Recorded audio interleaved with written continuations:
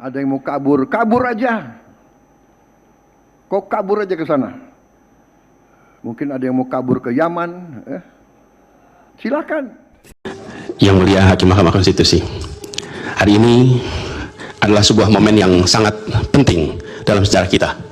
Kami berdiri dengan penuh rasa hormat di depan Mahkamah Konstitusi untuk menyampaikan sebuah situasi yang mendesak dan kritis, serta memerlukan pertimbangan mendalam dan keputusan yang bijaksana. Bangsa dan negara kita ini sedang berada di dalam titik krusial, sebuah persimpangan yang akan menentukan arah masa depan kita. Apakah kita akan melanjutkan perjalanan kita menuju kedewasaan sebagai sebuah negara demokrasi yang matang, ataukah kita akan membiarkan diri tergelincir kembali ke bayang-bayang era sebelum reformasi yang justru kita hendak jauhi?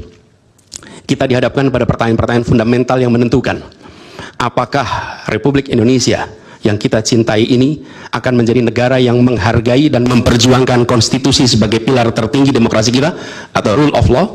Apakah kita akan mereduksi konstitusi menjadi sekedar alat untuk pelanggengan kekuasaan tanpa pengawasan, rule by law. Kita harus memutuskan apakah kita akan menjadi negara yang mengakui dan menghormati hak setiap individu untuk menentukan pikiran dan menyuarakan pilihannya secara bebas dan independen yang merupakan esensi dari demokrasi, atau kita justru berpaling dari prinsip tersebut dan memilih di mana suara oligarki diberi prevalensi, mengesampingkan kesejahteraan umum dan mengabaikan kepentingan nasional yang lebih luas. Ini adalah saat di mana kita harus menentukan komitmen kita terhadap nilai-nilai demokrasi, kedaulatan hukum, hak asasi manusia. Ini adalah waktu untuk menunjukkan bahwa Indonesia adalah bangsa yang besar. Bangsa yang besar bukan hanya dalam aspek wilayah, bukan hanya aspek populasi, bukan hanya aspek angka-angka ekonomi, tapi juga bangsa yang besar karena kebijaksanaannya, karena keberaniannya, karena integritasnya di dalam menegakkan demokrasi dan konstitusi. Yang Mulia Hakim Mahkamah Konstitusi, sejak zaman pra-kemerdekaan, bangsa dan negara kita telah menapaki berbagai persimpangan krusial yang menentukan arah dan nasib bangsa Indonesia. Tidak semua keputusan-keputusan yang dibuat adalah keputusan yang tepat. Sebagian adalah keputusan yang tidak tepat. Dan itu dicatat di dalam sejarah kita. Semua yang terlibat dicatat sebagai bagian dari perjalanan sejarah Indonesia. Karena itu, saat yang berharga ini, kita juga dihadapkan pada kenyataan yang sama.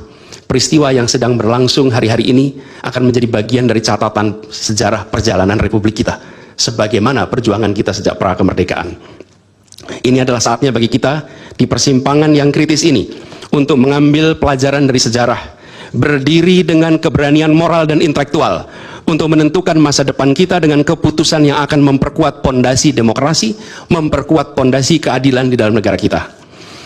Yang Mulia Hakim Mahkamah Konstitusi, kita telah menyaksikan berjalannya satu babak penting dalam demokrasi kita bulan lalu, yaitu proses pemilihan umum yang angka suaranya telah diumumkan secara resmi oleh Komisi Pemilihan Umum. Tapi perlu kami garis bawahi dan kita semua sadari bahwa angka suara tak mutlak menentukan kualitas dari demokrasi, tak otomatis mencerminkan kualitas secara keseluruhan. Setiap tahapan proses pemilihan, mulai dari persiapan awal hingga pengumuman, haruslah konsisten dengan prinsip-prinsip kebebasan, kejujuran, keadilan.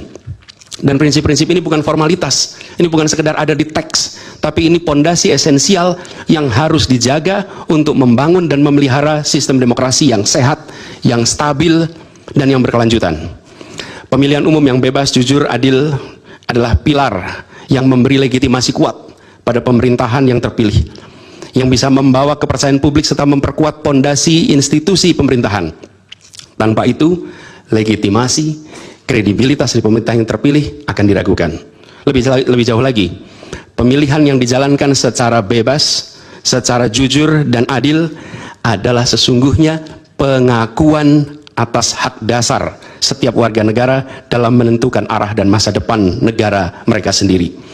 Ini adalah wujud tertinggi dari kedaulatan rakyat, di mana setiap suara dapat disampaikan dan dihitung tanpa tekanan, tanpa ancaman, tanpa iming-iming imbalan. Pertanyaannya, apakah Pilpres 2024 kemarin telah dijalankan secara bebas, jujur, dan adil? Izinkan kami menyampaikan jawabnya, tidak. Yang terjadilah sebaliknya. Dan ini terpampang secara nyata di hadapan kita semua. kita menyaksikan dengan keprihatinan mendalam serangkaian penyimpangan yang telah mencoreng integritas proses demokrasi kita.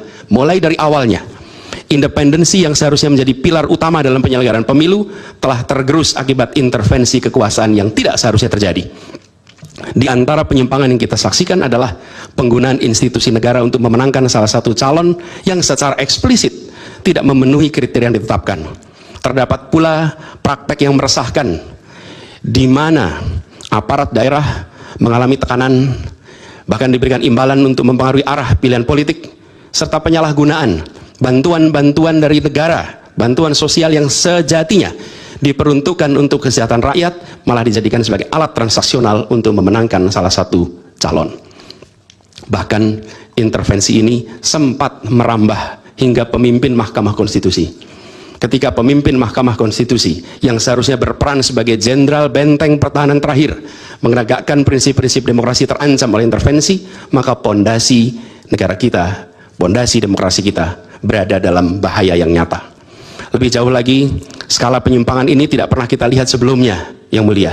Kita pernah menyaksikan penyimpangan seperti ini di skala yang kecil, pilkada, populasi kecil, tapi dalam skala yang amat besar dan lintas sektor baru kali ini kita semua menyaksikan. Karena itulah nanti izinkan kami nanti melalui tim hukum nasional dan Timnas Amin akan menyampaikan seluruh argumen dan bukti-buktinya atas penyimpangan dan pelanggaran kepada Yang Mulia Majelis Hakim Mahkamah Konstitusi ini. Kami, waktunya 2 menit lagi. Yang Mulia Hakim Mahkamah Konstitusi yang kami hormati, kami muliakan. Apa yang kita saksikan ini bukanlah peristiwa biasa. Ini adalah titik klimaks dari sebuah proses yang panjang. Penggerogotan atas demokrasi. Halo teman-teman, jumpa bersama saya di Politik Dangi. Ini sangat menarik sekali teman-teman.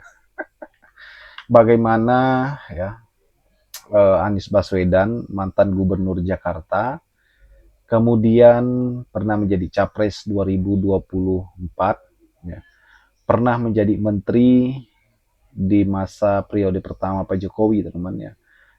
Pada saat itu Anies itu menjadi menteri pendidikan ya. Kemudian diberhentikan oleh Pak Jokowi, teman-teman. Dan yang menariknya ketika sudah dipecat Jokowi ya menjadi menteri pendidikan, teman-teman ya. Kala itu bagaimana itu menjadi titik balik bagi Anies Baswedan ya maju sebagai calon gubernur Jakarta dan akhirnya menang ya. Pada saat itu didukung oleh Prabowo dan Gerindra, teman-teman.